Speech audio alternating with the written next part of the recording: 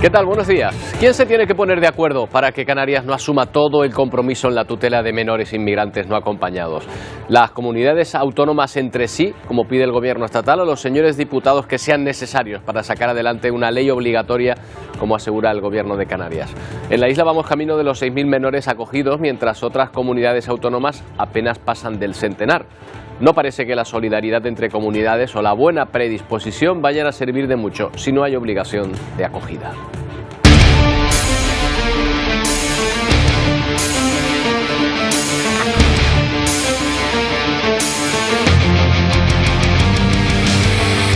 Hoy ha habido una reunión importante en la que el presidente de Canarias explicaba a los portavoces de los grupos parlamentarios la necesidad de la modificación de la ley de extranjería que garantice la distribución de los niños no acompañados que llegan a las islas, mientras el gobierno estatal llega por un lado a acuerdos con Canarias, pero por otro lado trata de involucrar a las comunidades del PP para que se retraten en un problema que no es de Canarias, sino de Estado.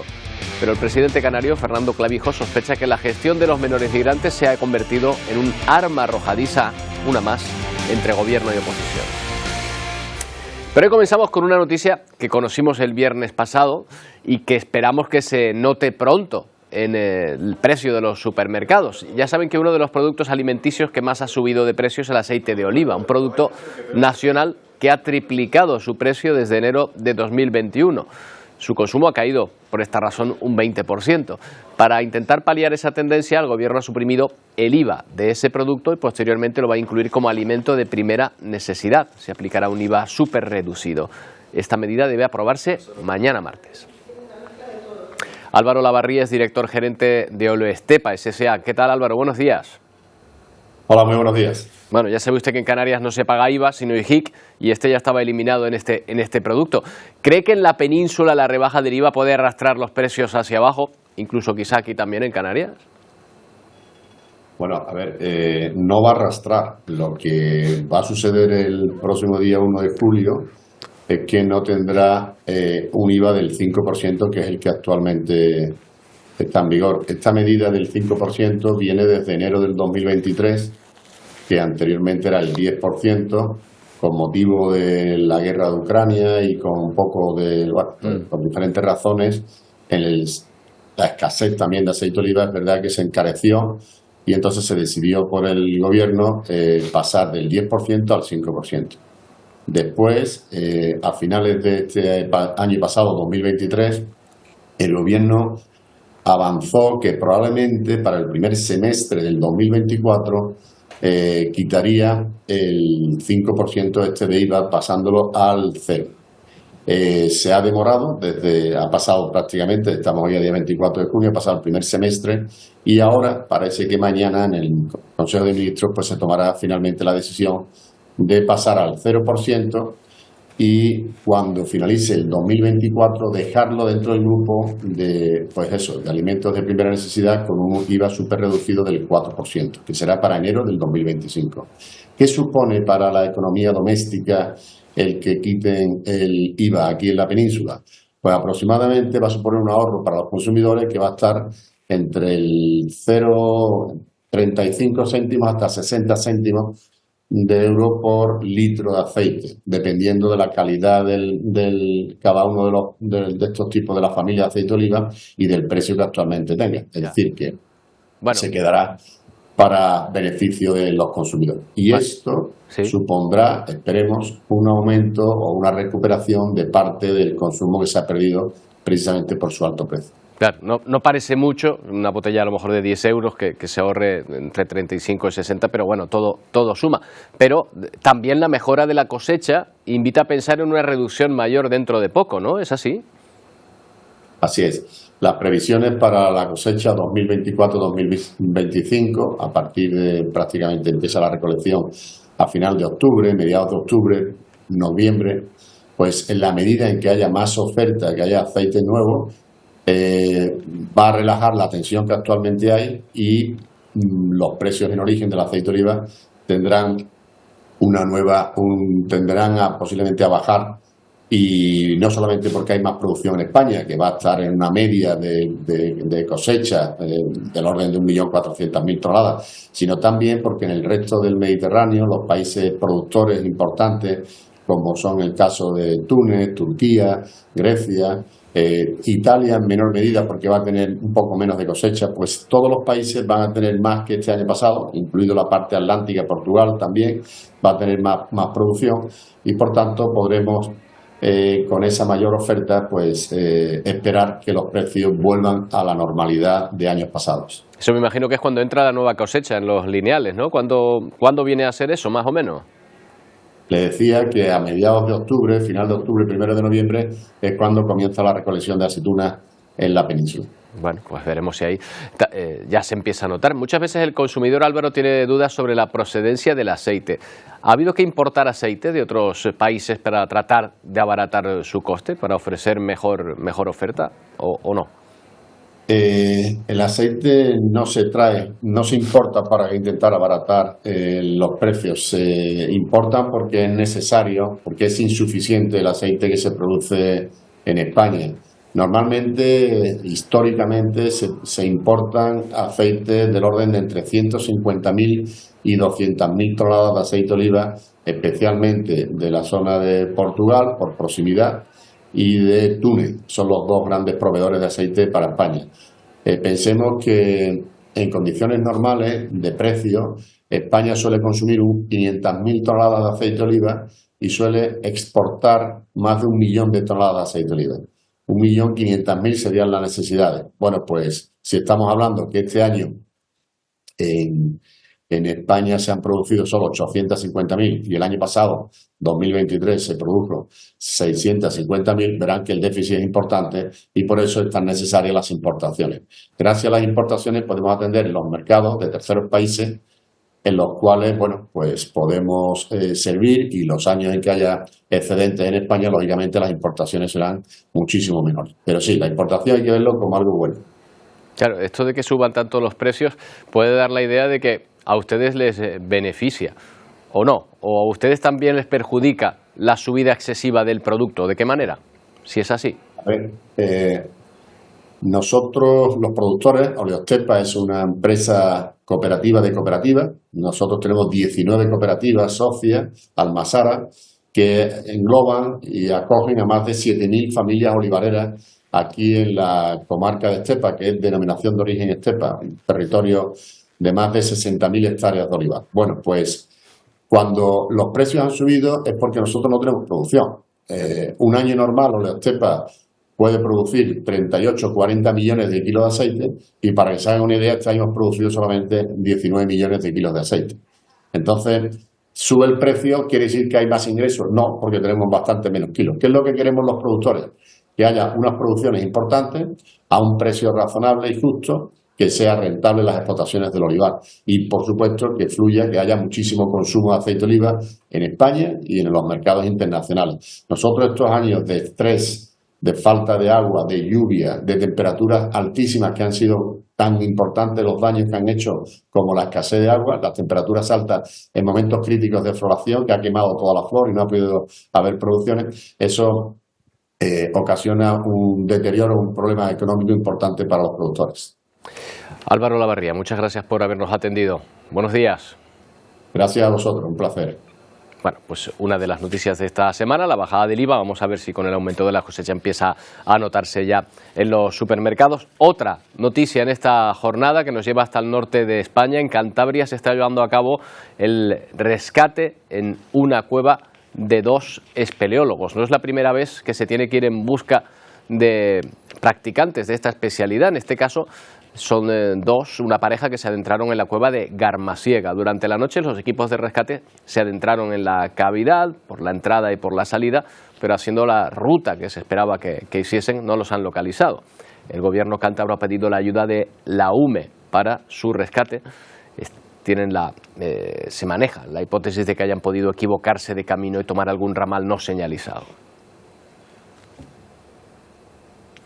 ¿Tan grande es una cueva de este tipo como para perderse de esta manera? Vamos a preguntarle a un experto. Hilario Uviedo es el presidente de la Federación Española de Espeleología. ¿Qué tal? Francisco, buenos días. Hola, buenos días. Bueno, ¿es fácil que hayan podido perderse estos chicos? ¿Cómo de grande puede ser el sistema de cuevas en el que entraron? Bueno, la zona de Cantabria es la cuna de la espeleología europea, incluso a nivel mundial. De hecho, el récord de España está justo en las montañas de enfrente de Garmaciega, que es el sistema del Alto Tejuelo, tiene 208 kilómetros de recorrido, ¿vale? La mayoría de las cuevas en Cantabria son un montón de galerías y de distintos pisos intercomunicadas también por pozos, ¿vale? Entonces, sí, es posible perderse. Esto no es la primera vez que ocurre. Hay que decir que la espeleología no solo es visitar una cueva, sino que también se realiza exploración, se realiza estudio de las comunicaciones de las aguas o incluso estudios de arqueología y hidrogeología. Vale, en este caso sabemos, hasta donde sabemos nosotros, estaban dentro de un evento que era un campamento de un campamento que había montado una entidad de allí de Cantabria. Y como tú bien has comentado, se hizo la travesía, no los han encontrado y ahora lo que se estudia, en lo que se está trabajando, es en empezar a utilizar distintas galerías y distintos pozos para ver si se localizan. Sí que es cierto que llegaron a contactar, por lo que a mí me ha llegado, ¿vale? Estoy bastante al corriente del asunto y la verdad es que la Federación Cántabra de Espeleología me mantiene informado de todo. Parece ser que llegaron a tener algún enlace con un grupo que iba por delante de ellos, con lo cual ya se tiene, a partir con esa información, se tiene constancia desde qué punto hay que empezar a buscar en las distintas galerías. Hilario, la ruta Garmaciega-Sima del Sombrero es una expedición con un nivel considerado difícil.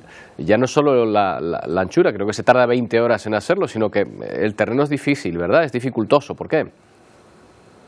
Sí, bueno, se puede tardar bastantes menos horas, ¿vale? Lo que pasa es que sí que se da porque para gente a lo mejor que no conozca bien la cavidad, puedes llegar a tener un máximo de 20 horas, ¿vale? Pero en 12 horas ha habido equipos que la conocen, que la han hecho.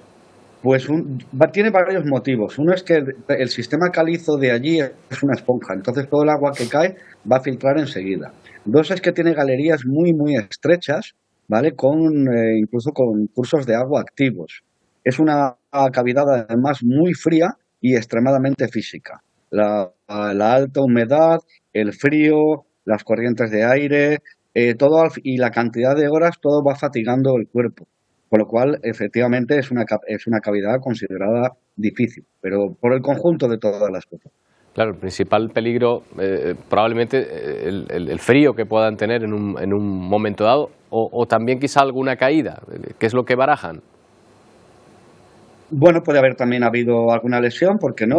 Pensemos que como en el exterior, en las cuevas hay destrepes, entonces puedes tener un resbalón, una torcedura, una mala caída, es un suelo que no es uniforme. Pero bueno, en cualquiera de los casos, lo que nosotros, nuestro deporte ciencia, la espeleología tiene dos cosas muy importantes.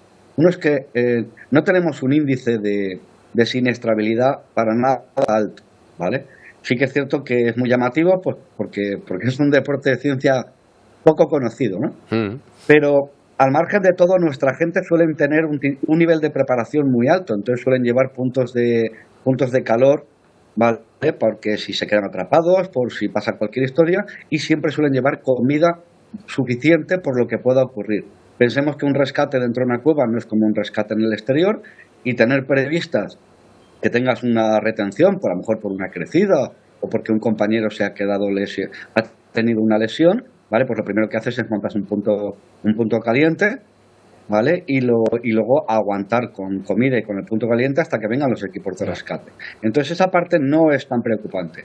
Lo preocupante, como tú has dicho, es que haya habido una caída y una lesión, y entonces a lo mejor estemos hablando de que depende del tipo de lesión, las primeras horas son vitales para poder sacar de allí a la persona. No hace muchos años, en Alemania hubo un rescate que tardó un mes en sacar a una persona desde menos 800 metros de profundidad. Tenía una lesión en el cráneo y entonces hubo que montar distintos hospitales de campaña a lo largo de la cavidad. Pero esto también está previsto en la espeleología. Nosotros tenemos equipos de rescate con sanitarios y médicos dentro de los equipos de rescate para poder ayudar a los que tienen la competencia oficial en el Estado y en las autonomías, ¿vale? Y abordar pues, distintas incidencias que puedan ocurrir en cualquier comunidad autonómica, incluso en el resto del mundo. En Perú hace años también estuvimos colaborando en el rescate de un madrileño que estaba dentro de unas excavaciones arqueológicas. Bueno, pues veremos, esperemos que salga todo bien. Me quedo con esa definición deporte-ciencia, que no la había oído todavía, pero me parece muy descriptiva. Hilario, muchas gracias por habernos atendido. Buenos días. Muchas gracias a vosotros y cualquier cosa que necesitéis, aquí estamos. Gracias. Bueno, vamos a cambiar radicalmente de asunto. Nos vamos hasta Oriente Próximo, donde crece el temor a una escalada del conflicto con el vecino Líbano. En las últimas horas, Hezbollah ha reivindicado 5 ataques contra Israel mientras continúa el fuego cruzado entre ambas partes.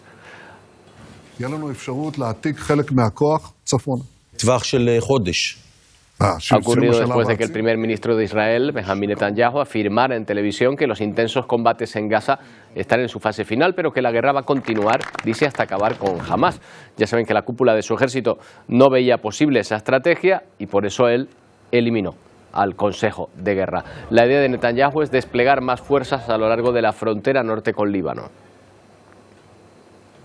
Israel confirma el ataque de su ejército a unas oficinas de la UNRWA en Gaza, aunque se justifica asegurando que las instalaciones estaban siendo utilizadas por Hamás para ocultar sus actividades terroristas.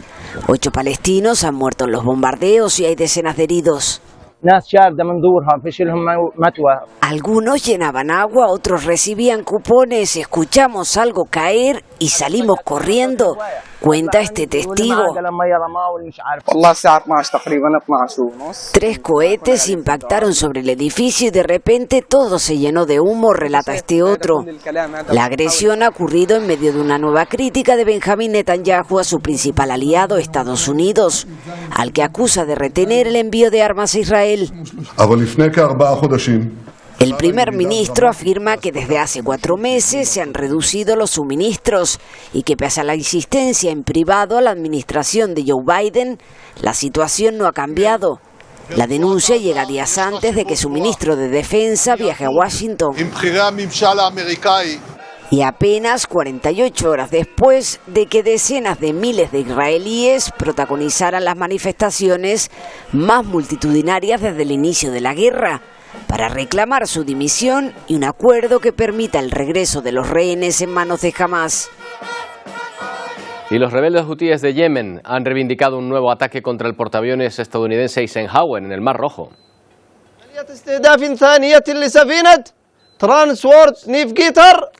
Según el portavoz militar de los insurgentes, el barco fue atacado con varios misiles balísticos y de crucero en una operación que han calificado como exitosa. Estados Unidos desmiente el incidente, pero ha informado de que el buque regresa a Estados Unidos y que será sustituido por el Theodore Roosevelt. El portavoz hutí también anunció otro ataque contra un barco de bandera liberiana en el mar Arábigo. Y vean lo que sucedió en Cisjordania durante una redada del ejército israelí en Jenin. Ahí ven a un palestino tendido y atado al capó de un jeep militar después de un intercambio de disparos con los soldados hebreos. Las imágenes del incidente se han hecho virales. El ejército ha reconocido haber vulnerado los protocolos operativos, un eufemismo para decir que habían colocado a esa persona como rehén para evitar los disparos del enemigo. Israel dice haber detenido a 40 personas en varias redadas llevadas a cabo en la Cisjordania ocupada. Rusia recrudece en las últimas horas sus ataques sobre la segunda ciudad más grande de Ucrania. Solo en Kharkov el ejército ruso ha empleado más de 700 misiles en el mes de junio. Una cámara de seguridad capta el impacto de un misil este sábado en Kharkov, al este de Ucrania. Varios peatones que circulan por la zona salvan la vida por pocos metros. El proyectil estalla contra este edificio de apartamentos a plena luz del día. La brutalidad del impacto destroza parcialmente el inmueble. 3 personas fallecen en el acto, entre ellas una mujer que esperaba en esta parada de guaguas. El bombardeo deja además una treintena de heridos. Es un ataque terrorista más, un ataque contra la infraestructura civil. No hay nada de interés militar aquí, asegura el gobernador de la región. Solo 24 horas después, la segunda ciudad más grande de Ucrania vuelve a sufrir un nuevo ataque. Los sábados y domingos son días muy peligrosos. La mayoría de la gente está en las calles y el enemigo quiere causar la mayor cantidad de bajas, afirma el jefe de la policía de Kharkov.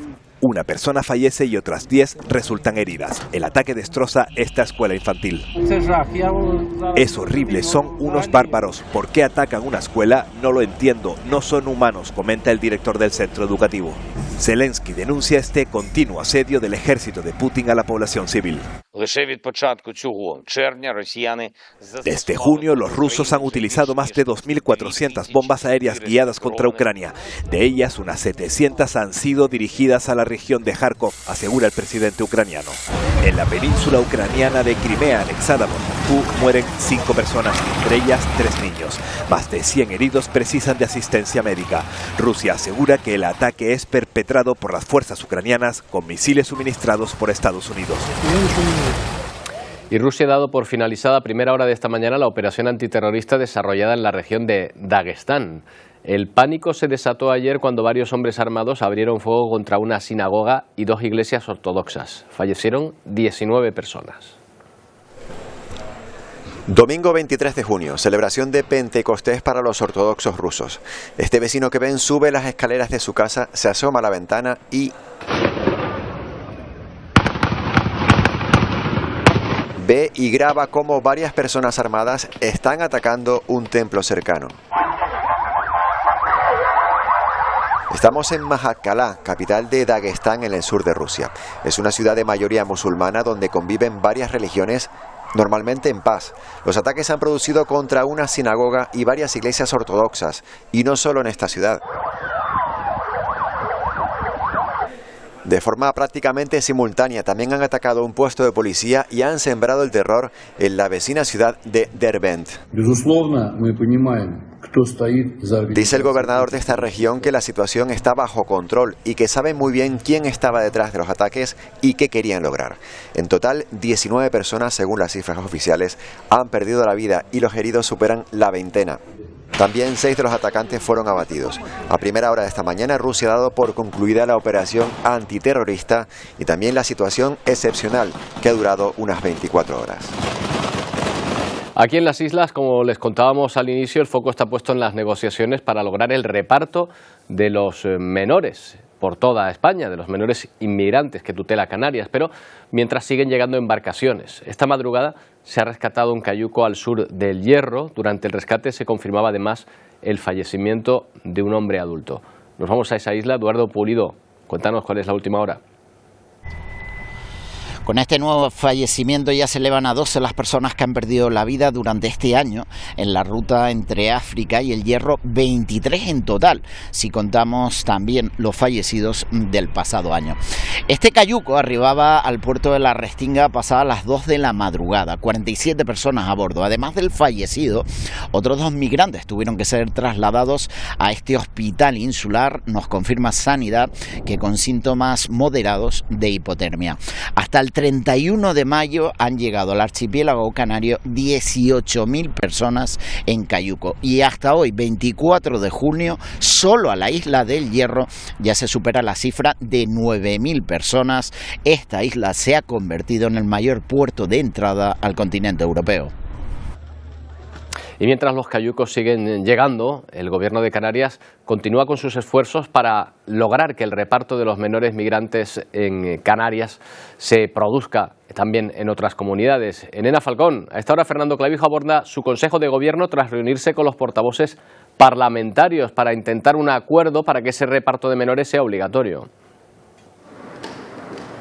Efectivamente, buenos días. Fernando Clavijo, el presidente del Gobierno de Canarias, acaba de terminar esa reunión con las diferentes fuerzas políticas, los portavoces parlamentarios aquí en la Cámara de Canarias, para mostrarles el texto consensuado con el Gobierno de España para modificar la ley de extranjería a fin de que el reparto de menores migrantes no acompañados sea obligatorio por el resto de las comunidades. Además, en los próximos días viajará hasta el Congreso para hacer otro tanto de lo mismo con los portavoces portavoces en esta Cámara para recabar su apoyo a una modificación que considera fundamental por la saturación que se está viviendo en las islas con esos cerca de 6.000 menores no acompañados que tutela el archipiélago. Aquí en Canarias, las fuerzas políticas, todas a excepción de Vox, han apoyado este texto y el Partido Popular repite que hay que aclarar qué pasa con la ficha financiera. Ahora también habrá que dirimir si el texto se tramita como una proposición de ley o como un decreto ley para agilizar su trámite y que se haga la votación y su discusión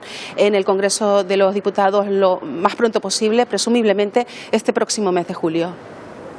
El acuerdo será explicado hoy en Canarias, pero también habrá que conseguir los apoyos en el Congreso con unas reuniones que comienzan a partir de mañana. Silvia Mascareño, Madrid, buenos días. Sí, porque una vez cerrado el acuerdo político quedan pendientes dos cuestiones importantes. La primera, decidir la fórmula legal para llevarlo a cabo. El Gobierno de Canarias sigue apostando por un decreto de ley, mientras el Estado prefiere un proyecto de ley. La diferencia fundamental son los plazos. La segunda cuestión que está todavía en el aire es esa que comentabas y es ahora mismo la prioridad, lograr una mayoría parlamentaria suficiente para convertir lo que era un texto en una realidad. Para eso el presidente del Gobierno de Canarias, Fernando Clavijo, y también el ministro de Política Territorial, Ángel Víctor Torres, van a arrancar mañana una ronda de contactos con los grupos parlamentarios que tienen representación aquí en el hemiciclo del Congreso de los Diputados. La clave es convencerlos de que esa reforma, ese reparto es urgente y necesario y además se hará con todas las garantías, no solo para los menores, sino también para las comunidades autónomas de destino. Y eso implica información previa y, sobre todo, financiación. El PSOE insiste en que la pelota está en el tejado de la calle Génova, que debe convencer a sus varones autonómicos, pero por ahora el Partido Popular sigue reclamando más información. La temporada de incendios ha comenzado en distintas partes del planeta, especialmente hirientes, los que se podrían haber evitado, como el que se ha desatado en Grecia después de que los ocupantes de un yate de lujo lanzasen fuegos artificiales que acabaron prendiendo en un bosque. Ya han sido detenidos.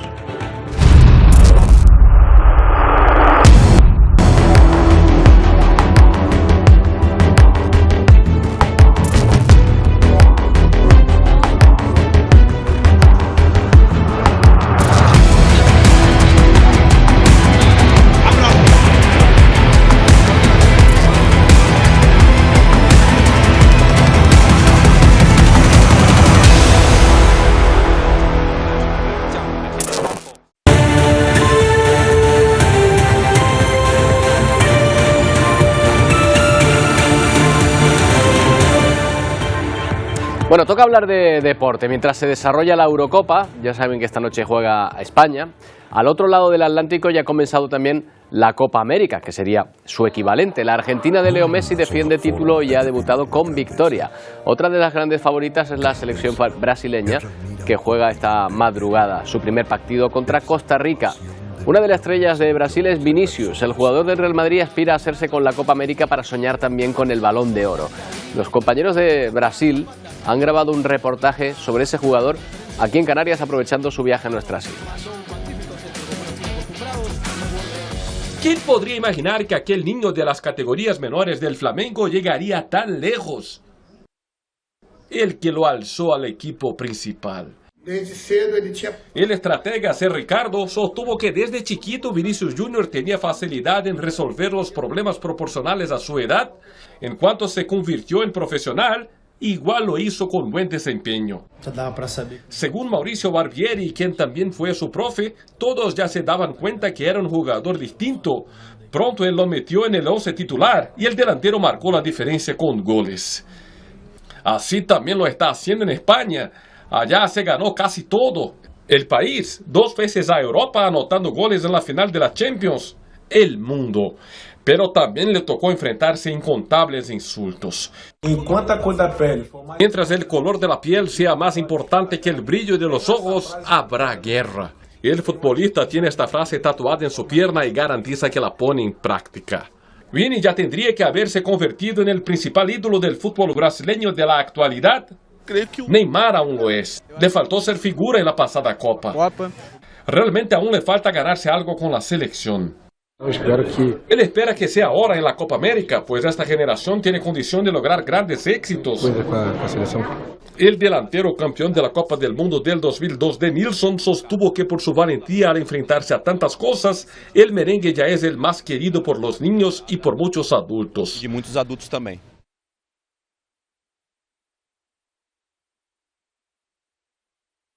Al otro lado del Atlántico, el fútbol de Vinicius Junior le encanta a todos, así como los paisajes de las Islas Canarias. El país donde Neymar alcanzó la cima de su carrera vuelve a aplaudir el talento de un brasileño. El ex Barça no consiguió ganarse el Balón de Oro con el club azulgrana. ¿Será este el año de la estrella del Real Madrid?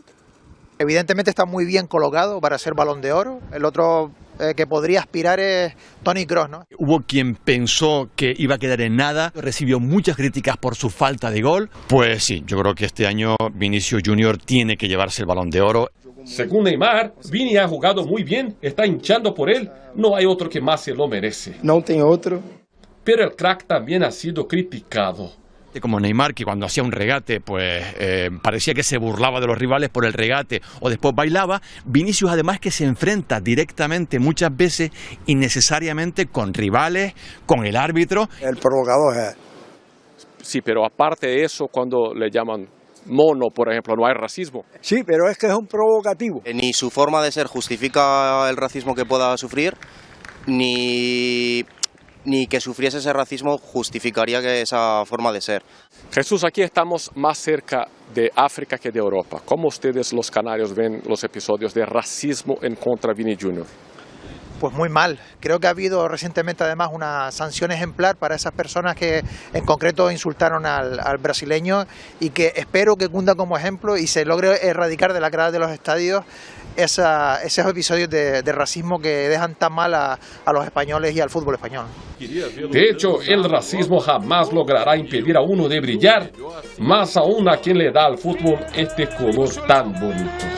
¡Golazo, por favor! ¡Qué golazo! De vuelta a nuestro país, vamos hasta Barcelona para hablar de vivienda. El ayuntamiento no concederá más licencias para uso turístico y no renovará las actuales. De manera que, según su alcalde, en 5 años, los más de 10.000 pisos turísticos que hay en la ciudad condal perderán esa condición. Su intención es que a partir de 2029 estas viviendas sean todas de uso residencial. Bueno, pues medidas drásticas, en teoría, para que esas viviendas pasen a ser efectivamente viviendas en oferta para el alquiler normal o para la venta. Chema Blanco es periodista experto en esta materia. ¿Qué tal, Chema? Buenos días. Hola, buenos días a todos. Bueno, lo primero, Chema, ¿crees posible prohibir la vivienda vacacional en un plazo tan corto? Bueno, hay que decir que no es un plazo tan corto, que en principio el alcalde de Barcelona se basa en un decreto ley que aprobó la Generalitat el año pasado, que es pionero, que limitaba las licencias a 5 años y que además esto también se podía limitar por municipios. Es a la normativa a la que se agarra, pero es una normativa que está cuestionada. Hay que tener en cuenta que ya hace 7 años Ada Colau hizo un plan municipal de control que fue declarado nulo por el Tribunal Superior de Justicia de Cataluña y que posteriormente, aunque denegaba las licencias, eran aprobadas por los jueces. Y que ahora mismo esto también abre una batalla judicial que no va a ser sencilla precisamente porque ya en febrero el Partido Popular presentó un recurso ante el Tribunal Constitucional por esta norma que ha sido admitida a trámite y además han anunciado que van a seguir la senda del Tribunal Superior de Justicia Europeo, con lo cual está en entredicho que pueda llevarse a cabo y sobre todo que estamos hablando de que es una medida a largo plazo, a 5 años, que en principio no sabemos si va a quedar en nada. Primero por este aspecto, segundo porque hay unas elecciones en 2027, unas elecciones municipales, que no hay garantía de que quienes quieren adoptar esta medida para después continúen en el gobierno e incluso que esta normativa pueda ser derogada en la Generalitat que sabemos que está convulso en cuanto a mayorías. De hecho, los únicos que han apoyado esta medida inicial es Esquerra, porque Junts, que además dice que no son 10.000 sino la mitad, considera que es una medida ideológica y que es una medida un poco de cara a la galería.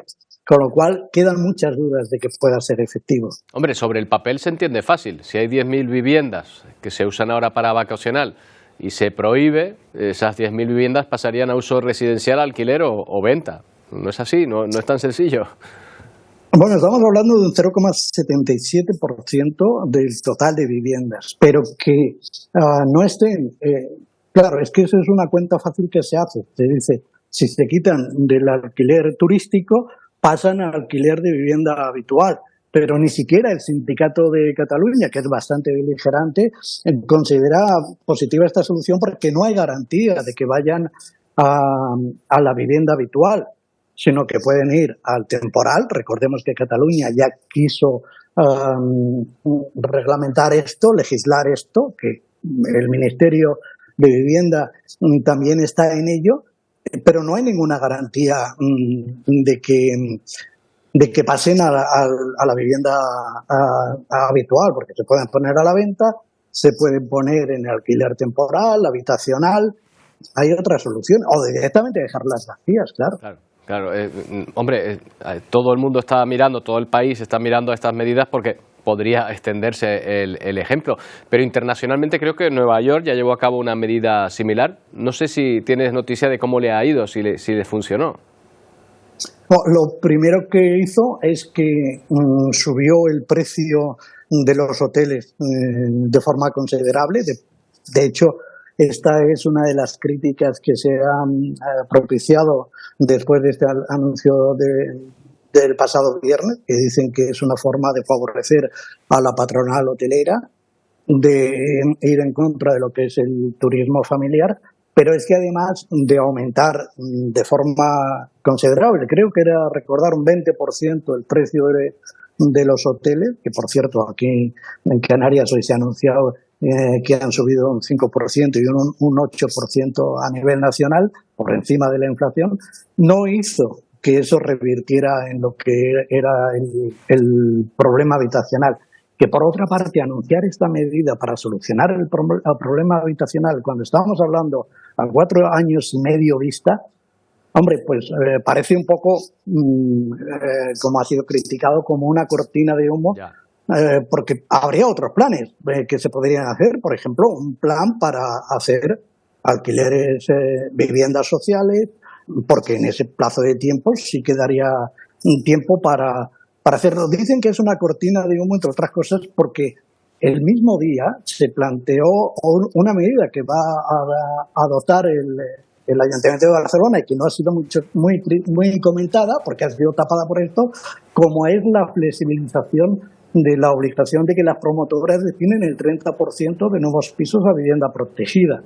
Y también comentan que es una forma de tapar el fracaso que está teniendo el límite de precios en Cataluña, que no está dando los resultados y que, por cierto, la semana pasada, en un foro de SADE, un alto cargo del Ministerio de Vivienda reconocía que estaba siendo un error y aconsejaba a otras comunidades autónomas que no tomaran esta medida, que por otra parte la ministra de Vivienda sigue diciendo que es idónea y que, por cierto, la ministra de Vivienda sí que apoyó en Twitter el pasado viernes esta medida del alcalde de Barcelona, con lo cual quizá estén en la perspectiva de ese ministerio de hacer que se lleve a cabo en otras comunidades. Bueno, pues Chema, veremos qué da de sí esta iniciativa. Todavía falta tiempo para verlo y si se mantiene durante este tiempo en firme, tal y como ha dicho el alcalde. Gracias por habernos atendido, Chema, un día más. Un saludo para todos. Un saludo. Bueno, vamos a ver qué nos tiene preparado para hoy nuestros compañeros de Ponte al Día. Pedro, Wendy, ¿qué tal? ¿Cómo va la mañana? ¿Qué tal, Roberto? Muy buenos días. Pues enseguida vamos a comenzar Ponte al Día en este lunes 24 de junio, día de San Juan, una fecha marcada en el calendario en muchos municipios de Canarias. De hecho, es festivo hasta en 17 localidades. Nosotros vamos a estar pulsando el ambiente en algunas de ellas, como Telde, Valsequillo, Arucas, el Puerto de la Cruz o también Vallebrón, en La Oliva, en la isla de Fuerteventura. Bueno, además hoy también en otro orden de asuntos nos haremos ecos de la última agresión a funcionarios de prisiones en Canarias. Ocurrió en la prisión de Taiche, en la isla de Lanzarote, en la que un recluso amenazó con un pincho y un palo a uno de sus trabajadores. Nos haremos eco de esta noticia. Y seguramente muchos de ustedes ya hayan organizado o estén organizando sus vacaciones a estas alturas, pero seguramente se habrán dado cuenta de lo siguiente: la subida exponencial de precios en alojamientos y en establecimientos de restauración. Vamos a hacer una radiografía de la situación de esos precios a día de hoy y también vamos a conocer las previsiones de cara al verano que acaba de comenzar. Todo esto y mucho más, ya lo saben, les esperamos a todos a partir de las 12 en punto aquí en Ponte al Día. Hasta ahora. Hasta ahora. Más de 1.300 personas han fallecido este año durante el viaje de peregrinación a la Meca, la mayoría por el fuerte calor. Las autoridades dicen que muchas de las personas que perecieron en el recorrido habían caminado largas distancias bajo el sol y sin la indumentaria adecuada. Algunos padecían incluso enfermedades crónicas. El calor extremo ha dejado temperaturas que alcanzaron los 50 grados y algunas voces apuntan a la deficiente organización y a que el gobierno saudí no adoptó medidas para prever la amenaza climática en esta peregrinación. Y en Grecia, los pasajeros de un yate de lujo están acusados de ser causantes de un incendio forestal en la isla de Hidra. Presuntamente lanzaron fuegos artificiales durante la noche del sábado que provocaron las llamas en una zona del Pinar. Podrían enfrentarse a penas de cárcel. Estos son los supuestos responsables de un incendio que afectó este sábado a un área de Pinar, en la isla griega de Hidra. Los fuegos artificiales lanzados desde el yate en el que se encontraban a bordo provocaron las llamas en esta zona forestal. Las tareas de extinción se complicaron para los bomberos debido a que hay pocas carreteras. La labor de los medios aéreos fue fundamental. En total se quemaron unos 12.000 metros cuadrados de bosque. La tripulación del buque y los pasajeros que alquilaron la embarcación fueron arrestados al día siguiente en un puerto deportivo de Atenas.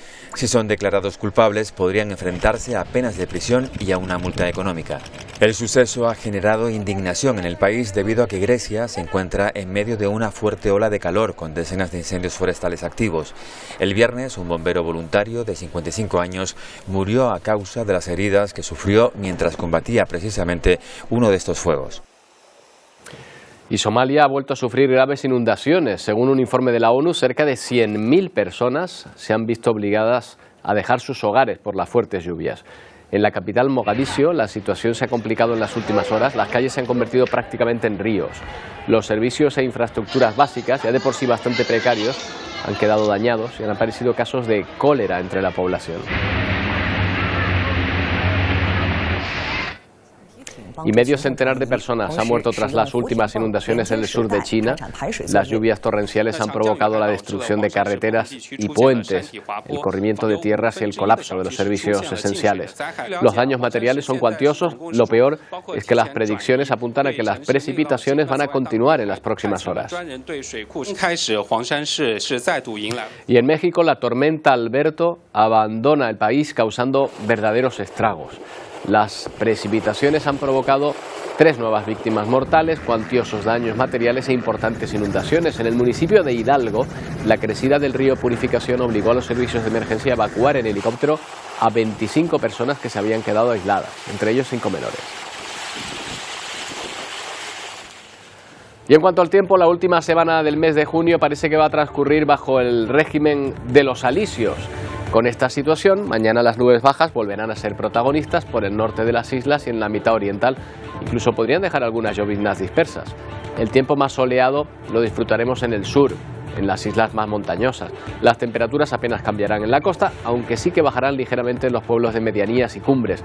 El viento va a soplar de norte-nordeste moderado con intervalos de fuerte. En el mar, para los que quieran disfrutar de la playa, la situación más tranquila en el sur. En el resto, entre mar de fondo y mar de viento, las olas van a rondar el 1,5 metros de altura.